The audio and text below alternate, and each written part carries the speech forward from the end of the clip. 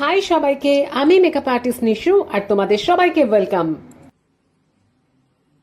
এখানে তোমরা দেখতেই পাচ্ছ আমি একটা ব্রাইডাল মুকুট বানাচ্ছিলাম, কিন্তু প্রফেশনালি আমি এটা বানাই না, শুধুমাত্র আমার পার্সোনাল শুটের জন্যই আমি এই মুকুটটা বানিয়েছিলাম।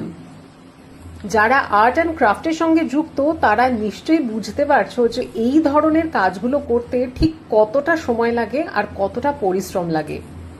চাইলে দোকান থেকে মুকুট আমি কিনেও আনতে পারতাম, কিন্তু নিজের হাতে বানানো ক্রাফটের প্রতি ভালোবাসাটাই না আলাদা হয়।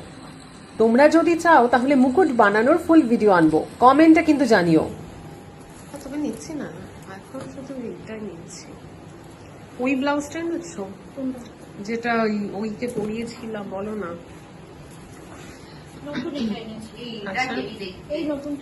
ঠিক আছে,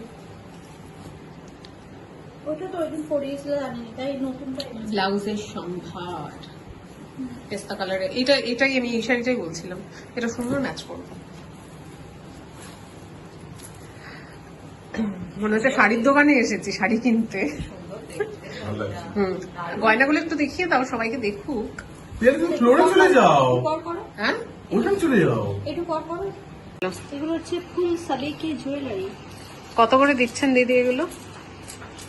ওগুলো আপনি আজকে রেন্টে দিচ্ছেন, আমি তো সেল করতে আসিনি ম্যাম এখানে আপনাকে। ও আচ্ছা, কারণ আমি বড়বাজার গিয়ে অনেক কষ্ট করে খুঁজে খুঁজে এগুলো নিয়ে এসেছি।